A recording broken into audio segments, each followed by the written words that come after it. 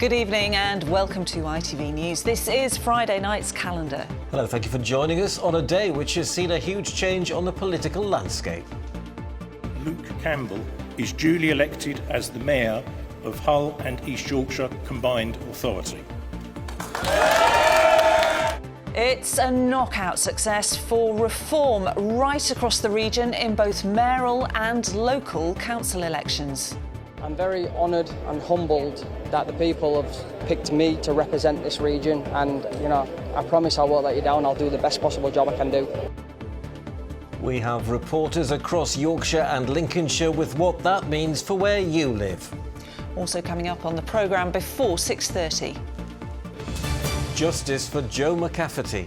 I'm just praying. I'm praying that this might be what we need. 28 years since his murder in Huddersfield, a fresh appeal from his mother, who's still desperately seeking answers. Why victory for Bradford City this weekend would mean more than just promotion for the Bantams. And yes, a big weekend of sport ahead after a fantastic week weather-wise. It's not all bad news for the holiday weekend. All the detail a little later on.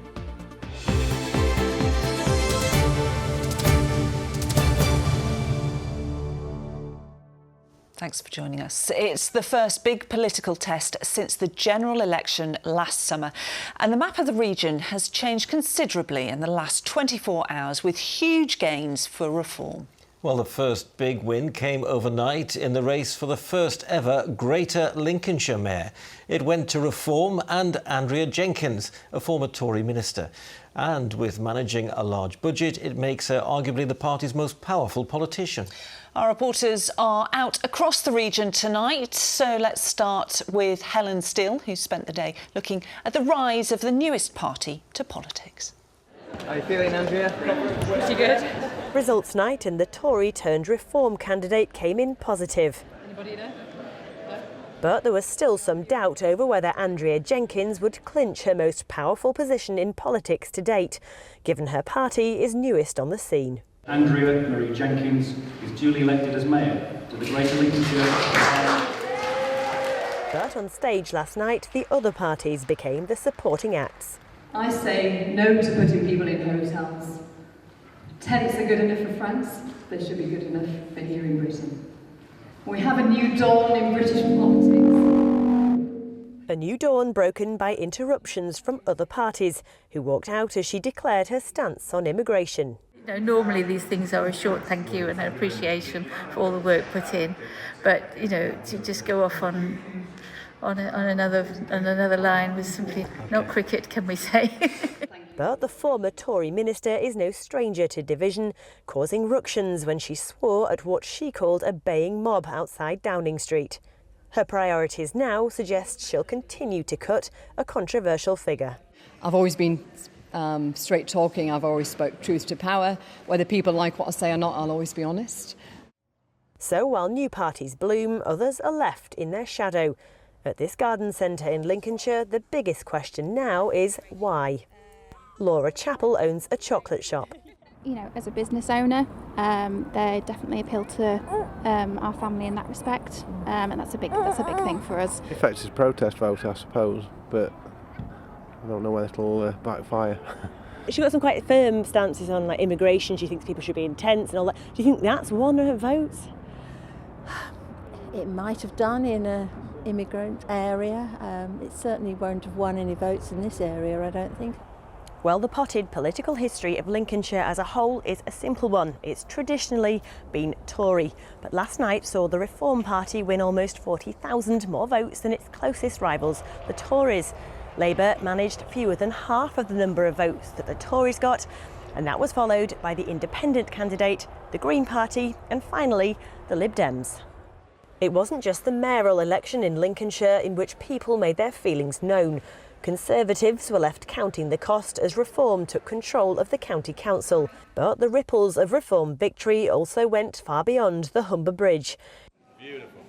In Nottinghamshire, ward by ward, the council crumbled, falling to Reform.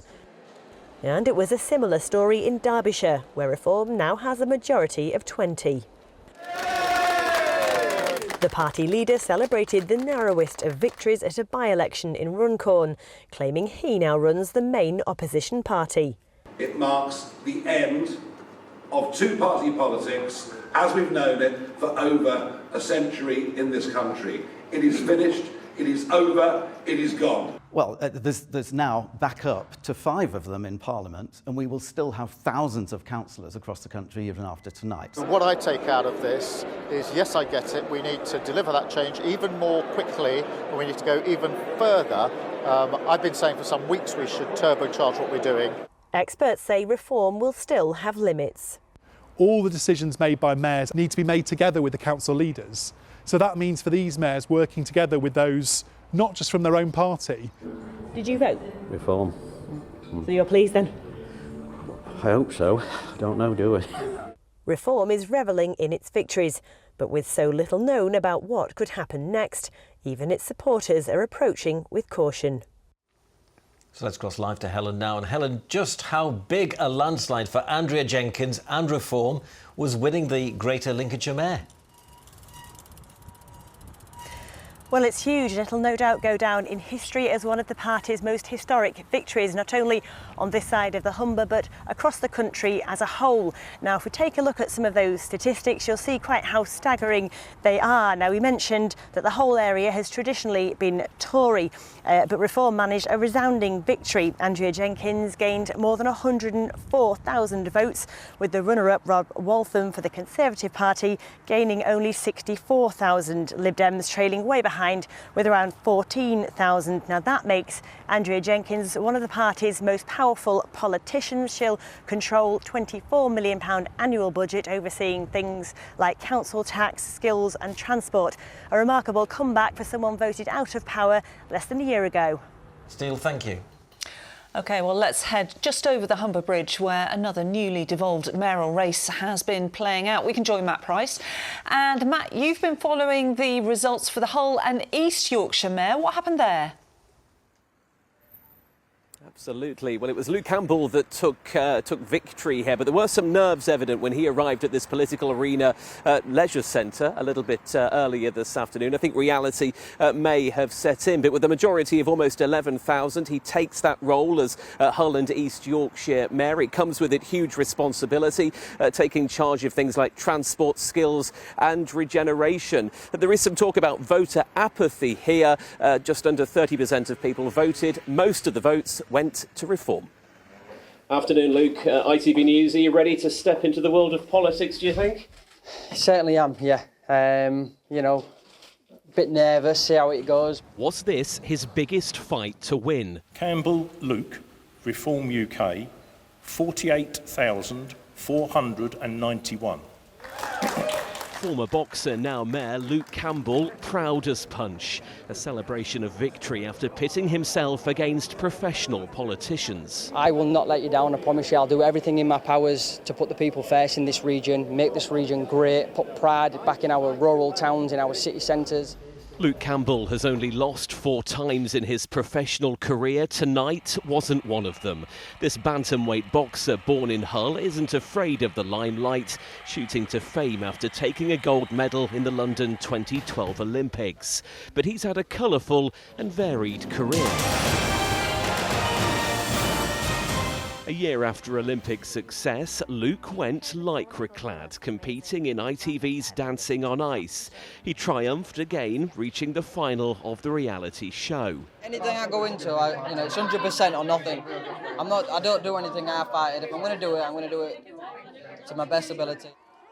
He made the switch to the professional boxing ring a year later in 2013, hanging up his gloves in January 21.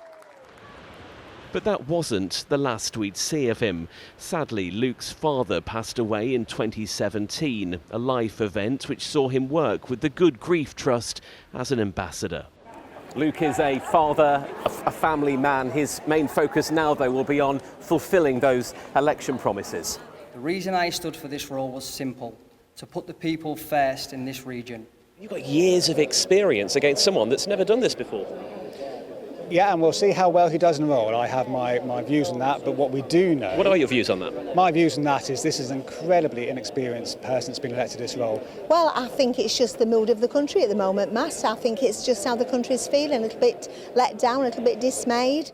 The critics said he was punching well above his weight, but right now Luke is celebrating after landing a campaign victory. Matt Price, ITV News in Hull. Yes, our thanks to Matt Price. So, as we've seen, Reform have had an outstanding degree of success in Lincolnshire, and when it comes to the county council, they've won the majority of seats and taken control there too. Emma Hayward is in Grantham tonight. Now, Emma, what can you tell us about how much the map has changed? Well, Lauren, I think it's fair to say that parts of Lincolnshire have been seen as traditional Conservative strongholds where the Tories have been able to rely on votes for decades. But even in a place like Grantham, the birthplace of Margaret Thatcher, there has been a shift to Reform, and that has been replicated across Lincolnshire, really. Take a look at this map. See the turquoise? That is the control of Reform on Lincolnshire County Council. The numbers are staggering, really. The Conservatives have lost 40 seats, and Reform, a party which really only came together just over 44 years ago, has won 44 seats. They are in overall control. And there were some notable losses from people in Lincolnshire politics, but Martin Hill, the leader of Lincolnshire County Council for 20 years, kept his seat but acknowledged that Reform were on the march here. What does the result tell you across Lincolnshire, do you think? Because it is a massive shift, isn't it? I think there's a massive protest vote going on, and people didn't seem that interested in local services. It was all about national issues, immigration and stuff like that. And I think people have made their minds up. They wanted to send a message, but it is unfortunate because they seem to ignore what the local services were about. Why do you think people have voted for Reform in this area after such a long time? Because they realise that they are not getting what they want. So they've got to try something different. And Reform is different. Reform will bring what they want. But do you have any actual policies that are going to help people? On a local level? On a local level, this will have to be discussed, and we will come up with the policies very soon, because it's all new, not only for me, but for a lot of the candidates. So until we've had meetings, which will start very soon, then we can get things put together. Well, these councillors are the people who will have a lot of control over things like health, education and roads even. There isn't a great deal of certainty, is there, in politics, but the real certainty here is that the electorate will be watching here across Lincolnshire. Certainly will. Emma, thank you very much, live in Grantham for us. Now, it's not just been wins for the Reform Party. In Doncaster, Labour's Ros Jones held onto her position as mayor. Amelia Beckett is live for us at the racecourse in the city, where counting is still underway for the council election. But in the race for mayor, Labour's win wasn't as comfortable as they would have liked, was it?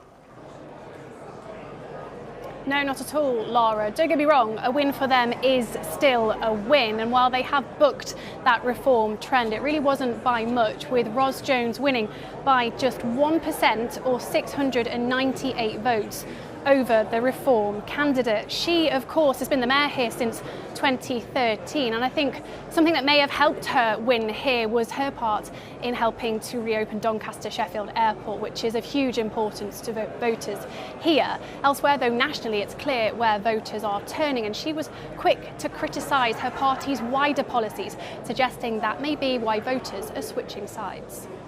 I disagree with my party. I do write and I do make them aware. I do seek to mitigate where that, and I use, let's not hide, winter fuel allowance. So I stepped in immediately and used a household support fund to assist those very much tottering on the break line so that no one was cold. So if you could speak to Keir Starmer now, what would you say to him? I'd say, Keir, keep backing Doncaster. I'm delighted that you've given us the 30 million to get our airport going and reopened. Keep listening. So a clear message there from the Mayor to the wider Labour Party, who of course have lost councils in swathes to reform today. Here, they haven't quite declared yet, but it's looking likely it will follow that national picture. So far, out of 55 seats, Reform have won 22 to Labour's 4. Elsewhere, we also had elections in Scarborough and Harrogate following the formation of North Yorkshire Council. Scarborough following that national Reform picture, while Harrogate mirroring their constituency with a Lib Dem landslide. That, of course, does not match the wider picture, though, and while Labour will cling on to this mayoral victory, it seems likely that Reform will win here at the council, as they have elsewhere across the region. Amelia Beckett live in Doncaster, thank you very much. And of course, you can see more on the election results across our region on our website anytime. Just go to the usual address, itv.com/calendar, where there are lots more stories too. That's itv.com/calendar. To more news from around the region now, and it was a tragedy which sent shockwaves through the community. The murder of a 7-year-old boy in an arson attack as he slept at his auntie's home in Huddersfield. It's 28 years since petrol was poured through the letterbox of the house and then set on fire, killing Joe McCaffy and seriously injuring his older brother. And today, hope that a renewed appeal will finally bring his family justice. Sally Simpson reports. He was just 7 and enjoying a sleepover with his cousins when his life was cut short. For 28 years, Joe McCaffy's mother has sought answers over his death. Answers she believes still lie in the local community. It's a constant battle for me. Some days I'm okay and some days it's there and it doesn't go away. And it's the not knowing. You know, who could it be? I could be seeing these people in town. I just think for something so horrific to happen, to be kept so silent, it baffles me. It baffles me. A child died, and for no one to speak up or come forward, I think it's horrendous that you can't do that. A cold case review is now being carried out by West Yorkshire Police, who say no matter the years that have passed, their fight for justice will continue. Joe wasn't the target of this attack. He was here on a sleepover at his auntie's house. What we can say is that petrol was poured through that letterbox at approximately 5 o'clock that morning. Why? We don't know. I think we've got the answers within the Huddersfield community. Yes, people may have passed on, people may have moved, but they will have told people. We want them to come forward. The slightest bit of information might be what we need to crack this case. A £20,000 reward is on offer for information leading to the conviction of Joe's killer or killers. His mother says she fears time is running out. I don't know if I've got another 10 years in me, do you know what I mean? So I'm just praying. I'm praying that this might be what we need. And that was Tracy McCaffy ending that report by Sally Simpson. It's been confirmed that a 71-year-old woman died following a crash that shut the M1 in South Yorkshire for 9 hours yesterday. The motorway was closed between junctions 36 and 37 near Barnsley. Police say that the woman died at the scene and a 71-year-old man was taken to hospital with serious injuries. Fire crews will remain at the scene of a huge moorland blaze close to the M62 in West Yorkshire into the bank holiday weekend. Flames spread across 3 square kilometres on Rishworth Moor. It caused delays to traffic as smoke billowed across the motorway. Fire officers say they're still containing hotspots across the moor, and there are also fears for wildlife. When we have a large-scale wildfire like this, the impact to those ground nesting birds is significant, but the impact of the landscape itself, which can take many, many years to recover.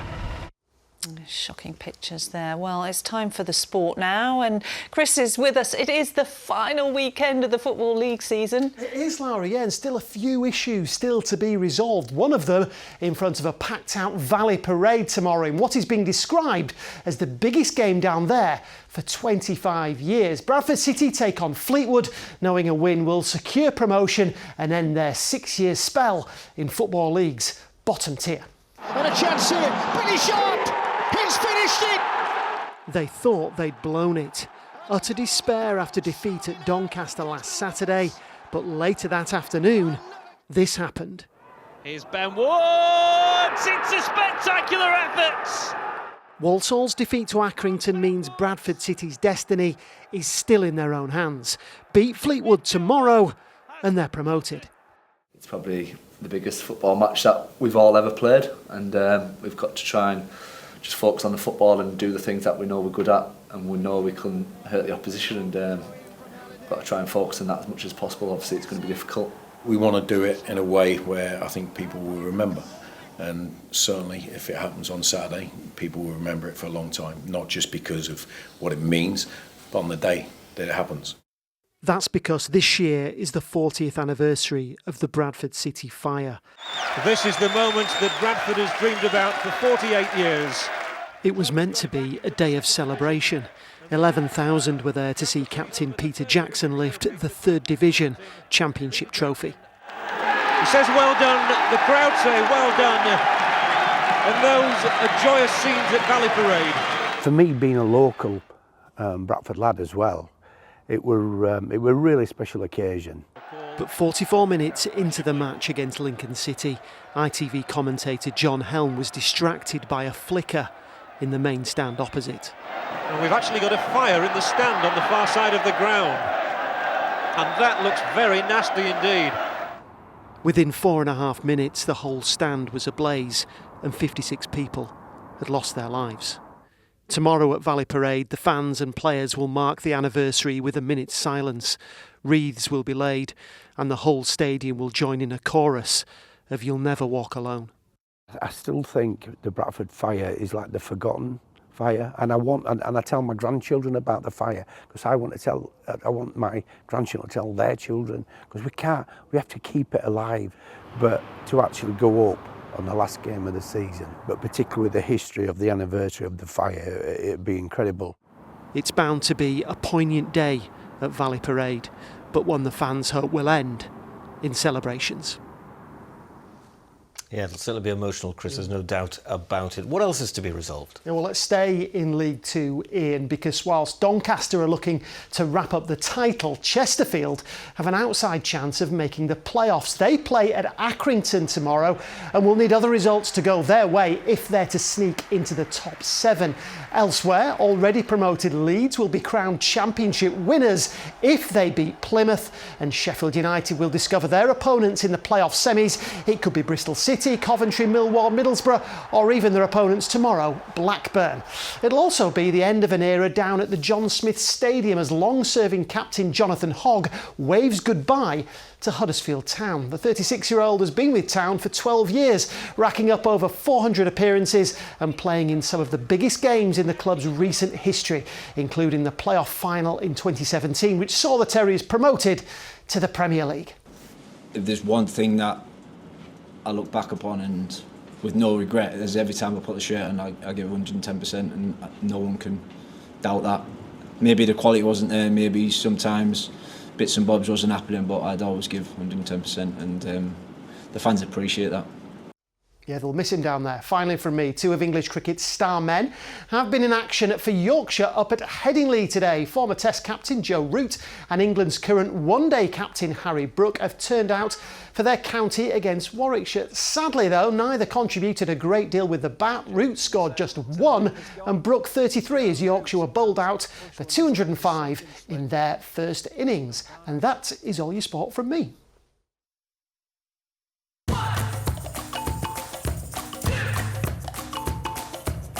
Xero Accounting Software sponsors ITV Regional Sports Report. And as Chris goes off for his bank holiday weekend, in comes Keza. Yeah, Hello. to tell you about your bank holiday weekend. I know, I'm hoping it's going to be good. Oh, do you know what? If we hadn't had the week that we've had, I won't be bigging up, but it's really, honestly, not the worst bank holiday weekend we've had weather-wise. It's not going to rain, is it? A few showers on Sunday. Tomorrow's probably the warmest of the day if you want to do that whole bank holiday thing with the barbecues tomorrow lunchtime, maybe, because tomorrow's the warmest of the temperatures. Not breakfast. It is going to get, well, don't do it till the evening because the winds will pick up. Yesterday we got that 26 27. We've been at 20 today, 19, 20, but by Sunday it's going to be 11 on the thermometer, and you're really going to notice the difference. We've got a large fetch, and what is a fetch? It's basically the winds coming over open water, and the longer the fetch, the longer the distance of that wind over the open water, which in the North Sea is 9 or 10 at the moment, it's going to have a big knock-on effect about how we feel when we get those temperatures inland. So yeah, 10 or 11 Celsius. It's also going to be quite chilly by night. Can't promise completely frost-free. This is Saturday night into Sunday morning, and in rural spots, certainly in the Dales, we'll be looking at temperatures hovering around freezing. So it's not ideal, certainly compared to the week we've had, and of course the forecast coming up, but I think it'll be okay. It'll be all right. Now, we've had a few of these photographs taken in, of course, May, Hawthorne. Oh, yes. Doncaster, Clout until May is out, or it's out of the way. I'm not sure which one it is, and I wanted to show this photo. Loads of you have seen them this week. It's a halo around the sun. It's the high cirrus cloud. Thank you for sharing. Here's your forecast. A clear start makes way for a day of ancient discoveries. TUI sponsors ITV Yorkshire Weather.